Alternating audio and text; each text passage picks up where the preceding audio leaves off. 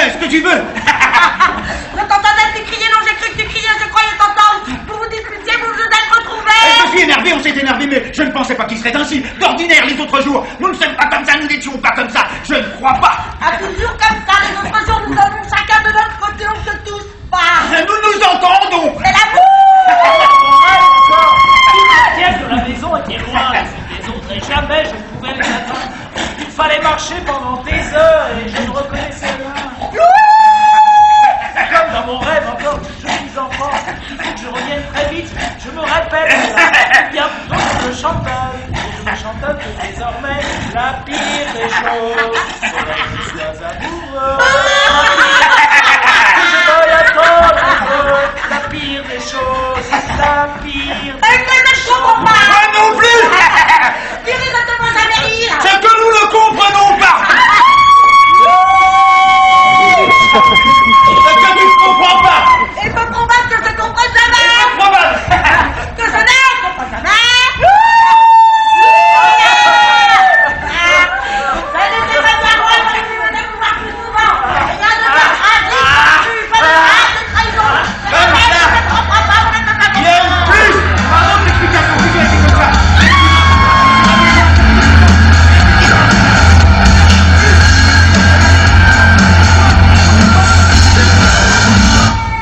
C'était Louis, j'ai compté.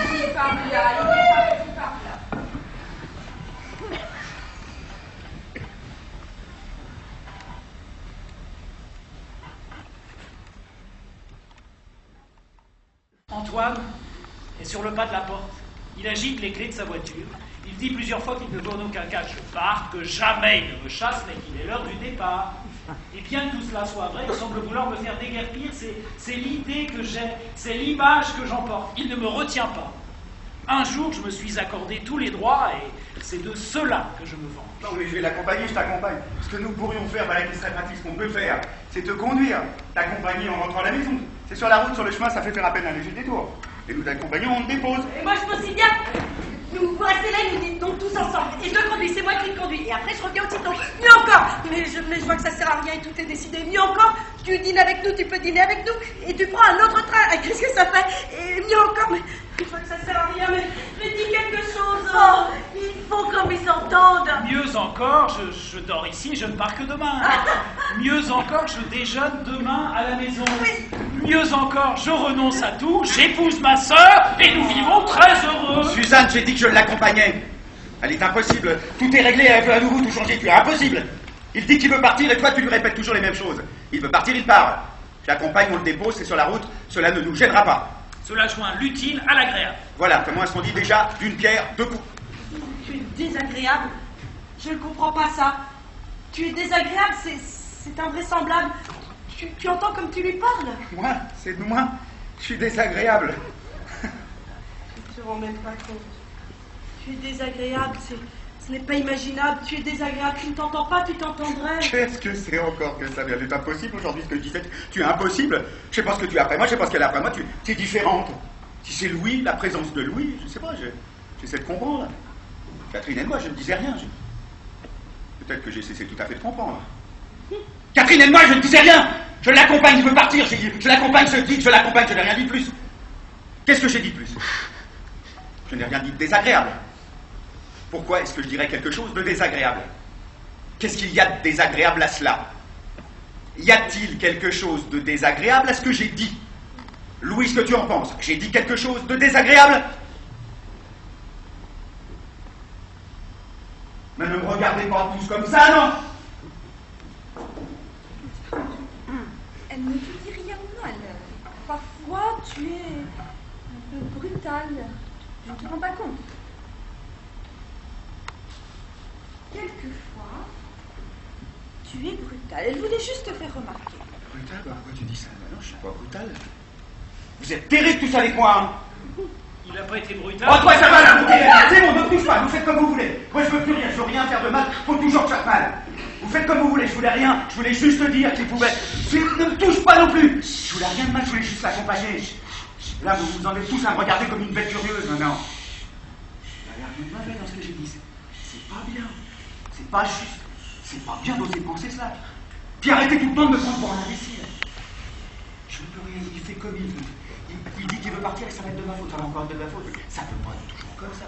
Vous pouvez pas toujours être contre moi. C'est pas juste.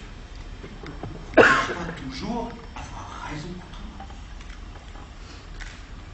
Je disais seulement. Je voulais seulement dire, c'était pas en pensant mal. Je disais seulement. Je voulais. Tu m'as poussé ta putain! Laisse-le! Laisse-le maintenant!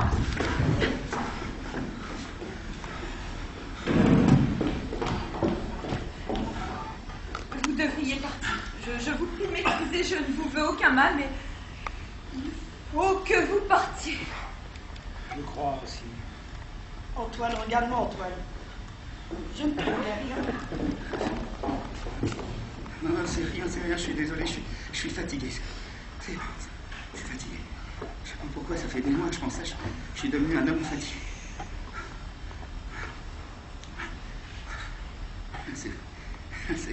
C'est pas le travail quand on est fatigué.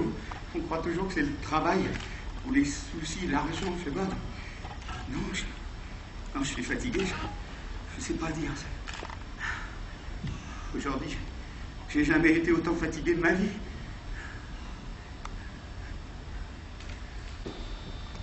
Que nous t'aimions plus, peut-être tu ne sauras t'en rendre compte. Alors je cédais, j'ai cédé, toujours j'ai dû céder. Au bout du compte, qu'est-ce que c'était? Ce sont des choses d'infimes. Je ne pouvais pas prétendre à mon tour à un malheur insurmontable. Mais je garde cela surtout en mémoire, je cédais. Je t'abandonnais des parts entières. Je devais me montrer, le mot qu'on me répète, je devais me montrer raisonnable. Te laisser la place, faire moins de bruit, ne pas te contrarier. Et jouir du spectacle apaisant, enfin, de ta survie légèrement prolongée.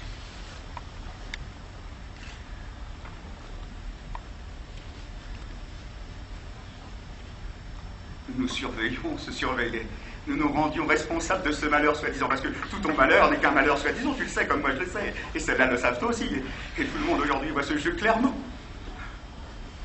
Les hommes, les femmes, ceux avec qui tu vis, tu ne me feras pas croire le contraire, ont dû découvrir la supercherie. Je suis certain de ne pas me tromper. Tout ton soi-disant malheur n'est qu'une façon que tu as toujours eu, tu auras toujours. Tu le voudrais, tu es pris à ce rôle, tu ne peux pas t'en défaire. Une façon que tu as toujours eu de tricher, de te protéger, de fuir. Rien en toi n'est jamais atteint. Il fallait des années peut-être pour que je le sache, mais rien en toi n'est jamais atteint. Tu n'as pas mal. Si tu avais mal, tu le dirais pas, j'ai appris ça à mon tour. Et tout ton soi-disant malheur n'est qu'une façon de répondre. Une façon que tu as de répondre, d'être là devant les gens, de ne pas les laisser entrer. C'est ta manière à toi, ton allure. Le malheur sur le visage comme d'autres, un air de crétinerie satisfaite. Tu as choisi ça. Ça t'a servi. Tu l'as conservé.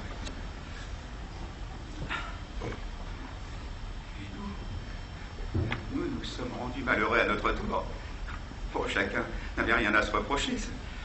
Ce ne pouvait être que les autres qui te nuisaient et nous rendaient tous ensemble responsables. Eux, moi. Et peu à peu, c'était ma faute. Ce ne pouvait être que de ma faute. On devait m'aimer trop puisqu'on ne t'aimait pas assez. On voulu me reprendre ce qu'on ne me donnait pas. Et on ne me donna plus rien. Et là, je restais couvert d'une bonté sans intérêt. À ne jamais devoir me plaindre, à sourire, à jouer, à être satisfait. Comblé. Tiens, mot comblé.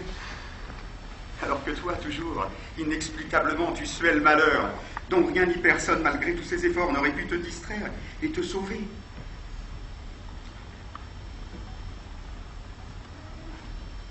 Lorsque tu es parti, lorsque tu nous as quittés, lorsque tu m'abandonnas, je ne sais plus quel mot définitif tu nous jetas au visage. Je dus encore être le responsable, rester silencieux et admettre la fatalité. M'inquiéter de toi à distance. Ne jamais oser dire un mot contre toi, ne jamais même oser penser un mot contre toi. Être là comme un pédé à t'attendre. Mais moi, je suis la personne la plus heureuse de la Terre. Il m'arrive jamais rien. Et m'arrive-t-il quelque chose que je ne saurais m'en plaindre, puisque à l'ordinaire, il m'arrive jamais rien. C'est quand même pas pour une seule fois, une seule petite fois que je peux lâchement en profiter. Ces petites fois. Ces petites fois.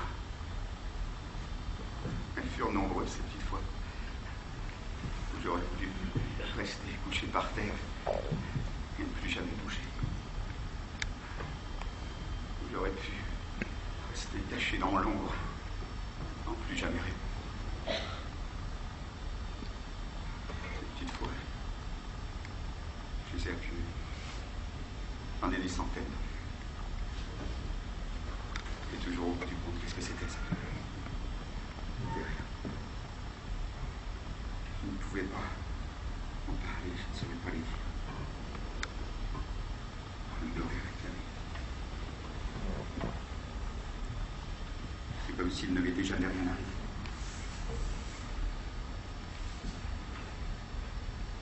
Jamais.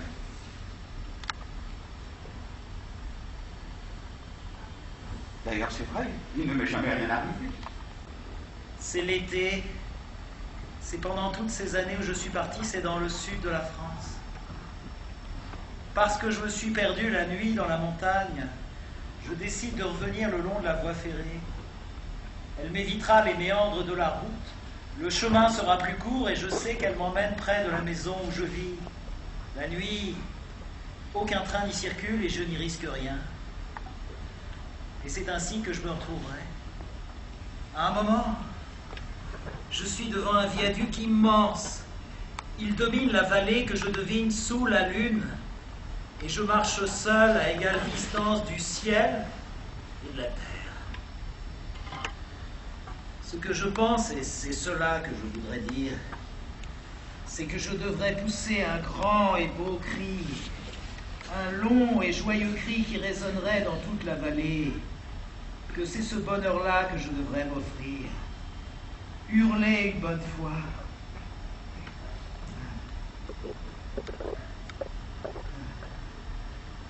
Mais je ne le fais pas.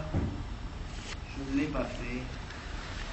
Je continue ma route avec seul le bruit de mes pas sur le gravier. Ce sont des oublis comme celui-là que je regretterais.